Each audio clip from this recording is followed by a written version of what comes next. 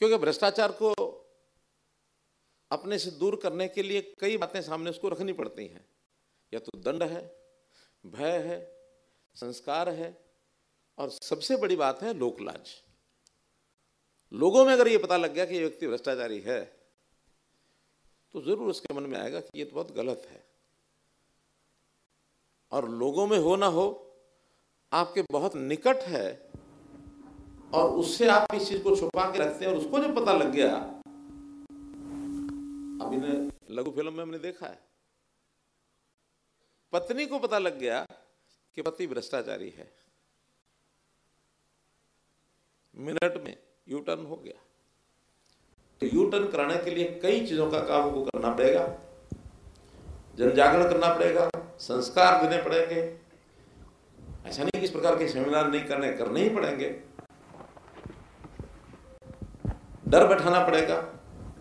और फिर लोक लाज से व्यक्ति डरते हैं, लोक लाज के नाते प्रचारित करना है तो जो सिंगल आउट उनको करो जो भ्रष्टाचार करते हैं।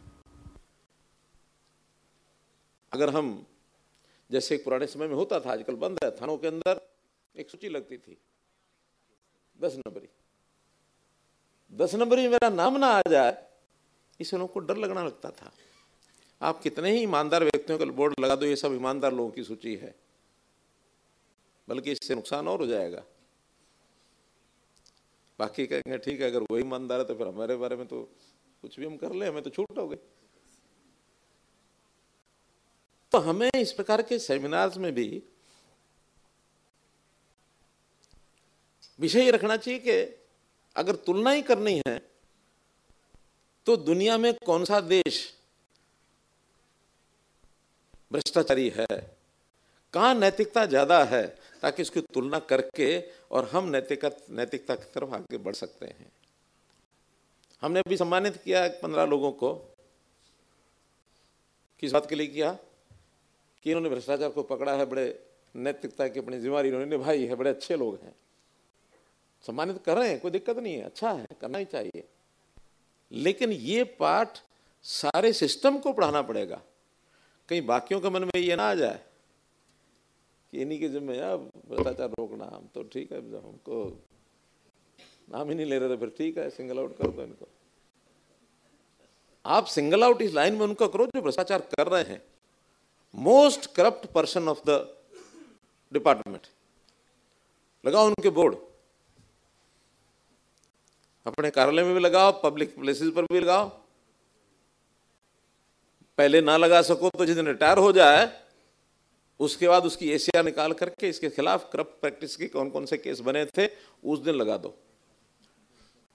एक वो ऑनर बनता ना, ऑनर बोर्ड, क्या उसको बोलते हैं, रोल ऑफ ऑनर।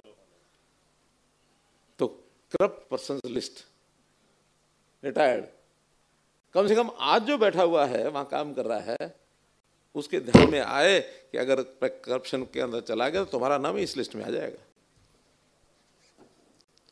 वो शायद काम करते हुए तुम उसको सिंगल आउट पता नहीं कर पाएंगे कि नहीं कर पाएंगे, हमने उससे काम में भी लेना है, लेकिन उसके मन में एक भय तो बैठा दो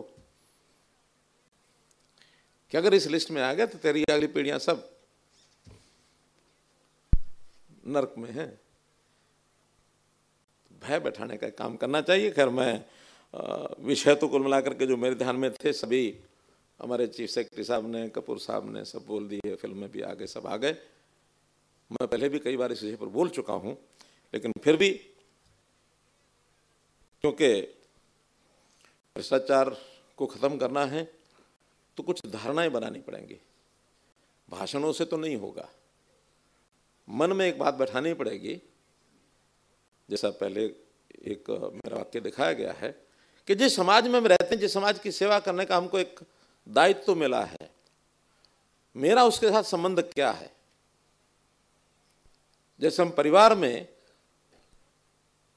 अपने किसी व्यक्ति के साथ गलत काम नहीं कर सकते, गलत करेंगे तो कोई ना कोई मेरा नुकसान हो सकता है, ऐसा ही समाज के अंदर रह करके ये समाज मेरा है, समाज के प्रति अपना संबंध जोड़ना पड़ेगा। और संबंध जब जोड़ेंगे तो लगेगा कि आखिर मैं किससे गलत कर रहा हूं, मेरे अपने के साथ कर रहा हूं।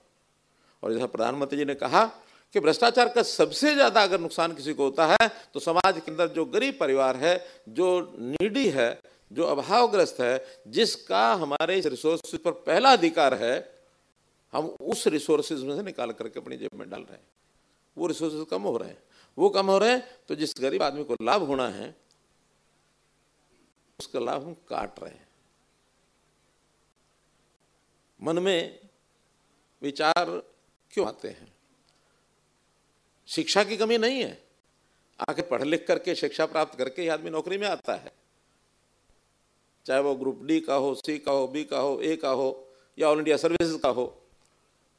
अपने अपने लेवल की शिक्षा सबको मिली होती है, लेकिन कमी है तो संस्कारों की है। वो संस्कार हमको नहीं मिले। हम चूंकि हर किसी को कहते हैं ठीक है मेरी जेब भरनी चाहिए, दूसरे का मुझे क्या करना। कारण अलग अलग हो सकते हैं। किसी कारण में लोभ लालच है, उस लालच को रोक नहीं सकता। किसी के मन में मैं जरा धन ज्यादा इकट्ठा कर लूं तो मेरा प्रभाव बढ़ जाएगा, प्रभाव बढ़ाने के लिए करता है। और एक समय ऐसा आता है कर तो बैठता है, बाद में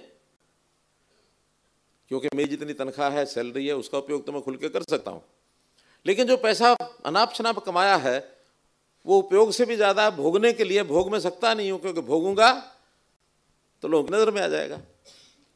और आज तो नजरें बहुत तीखी हो गई हैं, कहीं सीबीआई की हैं, कहीं सीआईडी के हैं, कहीं फ्लाइंग स्क्वाड की हैं, कहीं ईडी की हैं, कहीं इनकम टैक्स की हैं, कहीं किसी की हैं। उन नजरों में बहुत लोग फंसी रहे हैं। तो जिस दिन पकड़ा जाएगा उस दिन क्या हाल होगा? फिर उस दिन लोक लाज भी नहीं बचेगी, परिवार में भी लाज नहीं बचेगी। बहुत पछतावा होने लगता है। और मान लो कोई सोचे कि ठीक है मैं इकट्ठा कर लूं, जब तक रिटायर नहीं होता तब तक मैं खर्च नहीं करूंगा, तभी तक तो डर है। बाद में तो हमारे यहाँ नियम भी है कि रिटायरमेंट के 4 साल के बाद तो किसी का केस भी नहीं चल सकता। यही नियम है ना? वो वही विभागीय नहीं हो सकती। विभागीय ना हो तो बाकी आगे तो फिर शुरुआत तो विभाग से ही करना पड़ेगा। उस डर में से व्यक्ति बाहर निकलता है। लेकिन मैं उसको भी आगाह करता हूं कि रिटायरमेंट के 4 साल के बाद फिर शरीर भी ऐसा रहता नहीं कि जिसको बहुत सारी चीजों का उपयोग करके वो कुछ कर सके दवाइयों के अलावा। और दवाइयां तो भैया सरकार ने फ्री कर रखी हैं सबके लिए। जिसने सर्विस कर ली दवाई उसके लिए फ्री है, और वो कुछ कर नहीं पाएगा और वो फिर ऐसे कैसा रह जाएगा।